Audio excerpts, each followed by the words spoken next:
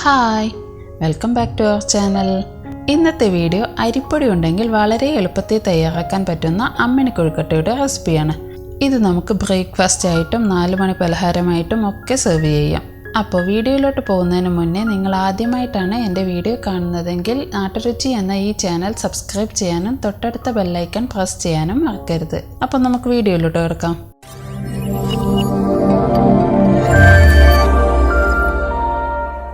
ആദ്യം തന്നെ നമുക്ക് ഇതിലേക്ക് ആവശ്യമായ അരിപ്പൊടി ഒന്ന് കുഴച്ചെടുക്കണം. അതിനുവേണ്ടി ഒരു പാത്രത്തിൽ 1/4 കപ്പ് വെള്ളം തിളപ്പിക്കാൻ വെക്കാം.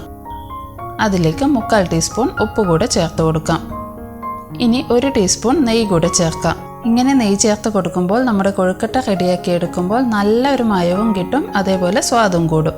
വെള്ളം ഇതേപോലെ വെട്ടി തെളിച്ചു തുടങ്ങുമ്പോൾ ഇതിലേക്ക് 1 കപ്പ് അരിപ്പൊടി ചേർത്ത് കൊടുക്കാം. ഞാനിവിടെ ഇടിയപ്പത്തിനും പത്തിരിക്കും ഒക്കെ എടുക്കുന്ന നല്ല ഫൈനായി പൊടിച്ച പൊടിയാണ് എടുത്തിരിക്കുന്നത്. നമ്മൾ എടുക്കുന്ന പൊടിക്കനുസരിച്ച് വെള്ളത്തിൻ്റെ അളവിൽ ചെറിയ ചെറിയ മാറ്റങ്ങൾ വന്നേക്കാം. ഈ ഒരു സ്റ്റേജിൽ നിങ്ങൾക്ക് വെള്ളം കുറഞ്ഞു പോയെന്ന് തോന്നിയാൽ കൈകൊണ്ട് കുറച്ച് തളിച്ചു കൊടുത്ത് മാവിൻ്റെ പാകം അഡ്ജസ്റ്റ് ചെയ്യാം. അതേപോലെ വെള്ളം കൂടിപ്പോയതാണെങ്കിൽ 1-2 സ്പൂൺ പൊടി ചേർത്ത് കൊടുത്ത് നന്നായി ഒന്ന് മിക്സ് ചെയ്താൽ മതി. ഈ ഒരു പാകത്തിലാണ് നമ്മുടെ മാവിരിക്കേണ്ടത്. ഇത് അല്പം ഒന്ന് തണുക്കാനായി ഒരു ബൗളിലേക്ക് ചേർത്ത് കൊടുക്കാം. ഇത് നമുക്ക് കൈകൊണ്ട് തൊടാൻ പറ്റുന്ന ചൂടാകുമ്പോൾ കൈകൊണ്ട് നന്നായി ഒന്ന് കുഴച്ചെടുക്കാം. 4-5 ടേബിൾ സ്പൂൺ തേങ്ങ കൂടെ ചേർക്കാം.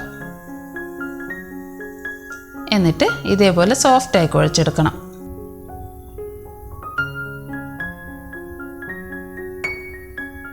ഇനി ഇതിൽ നിന്നും ചെറിയ ചെറിയ ബോൾസ് ഉരുട്ടിയെടുക്കാം. ഇതുപോലെ മുഴുവൻ മാവും നമുക്ക് ഉരുട്ടിയെടുക്കാം. ഇനി ഇത് സ്റ്റീം ചെയ്തെടുക്കണം. അതിനുവേണ്ടി ഒരു ആവി പാത്രത്തിൽ കുറച്ച് വെള്ളം വെച്ച് തയ്യാറാക്കിയ ഉരുളകൾ ഇതേപോലെ വെച്ച് കൊടുക്കാം. ഞാനിവിടെ ഇഡലി തട്ടിലാണ് സ്റ്റീം ചെയ്തെടുക്കുന്നത്.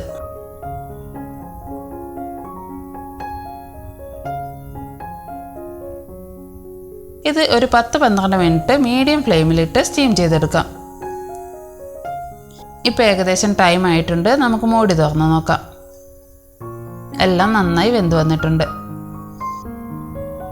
ഇനി ഒരു പാൻ ചൂടാക്കി അതിലേക്ക് 3 ടേബിൾ സ്പൂൺ എണ്ണ ചേർക്കാം. എണ്ണ ചൂടായാൽ 1 ടീസ്പൂൺ കടുക് ചേർക്കാം. 1 ടീസ്പൂൺ ഉഴുന്നുപരിപ്പും ചേർത്ത് കൊടുക്കാം.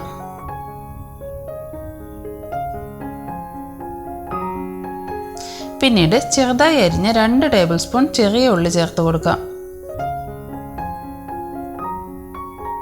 2 തണ്ട് കറിവേപ്പിലയും ചേർക്കാം. 2-3 വറ്റൽ മുളക് മുറിച്ചതും ചേർത്ത് നന്നായി ഒന്ന് മൂത്ത് വരുമ്പോൾ നമുക്ക് ഇതിലേക്ക് 4 ടേബിൾ സ്പൂൺ തേങ്ങ ചിരകിയത് കൂടെ ചേർക്കാം.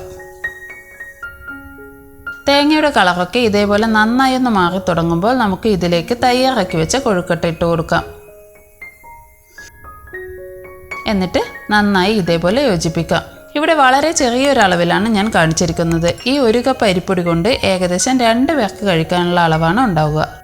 ഇത് നേരത്തെ പറഞ്ഞതുപോലെ നമുക്ക് ബ്രേക്ക്ഫാസ്റ്റായും ഈവനിങ് ചായയുടെ കൂടെ കഴിക്കാനും ഒക്കെ തയ്യാറാക്കാം. തേങ്ങയൊക്കെ വറുത്ത് ചേർത്തത് കൊണ്ട് തന്നെ ഇതിന് വേറെ കറിയൊന്നും ഇല്ലെങ്കിലും നമുക്ക് വെറുതെ കഴിക്കാം. ഇനി ഇത് ചൂടോടെ സെർവ് ചെയ്യാം. അപ്പോൾ എല്ലാവർക്കും ഈ റെസിപ്പി ഇഷ്ടമായിട്ടുണ്ടാകുമെന്ന് തന്നെ കരുതുന്നു. ഇതുവരെയും നിങ്ങൾ ഇതേപോലെ തയ്യാറാക്കി നോക്കിയിട്ടില്ലെങ്കിൽ തീർച്ചയായും ഈ റെസിപ്പി ഒന്ന് ട്രൈ ചെയ്ത് ഫീഡ്ബാക്ക് ഒക്കെ അറിയിക്കണം. അതേപോലെ വീഡിയോ ഇഷ്ടമായെങ്കിൽ നിങ്ങളുടെ ഫ്രണ്ട്സിനും ഫാമിലിക്കും ഒക്കെ ഷെയർ ചെയ്യാനും മറക്കില്ലല്ലോ. അപ്പോൾ മറ്റൊരു നല്ല വീഡിയോയുമായി വീണ്ടും കാണുന്നത് വരെ thank you for watching. By.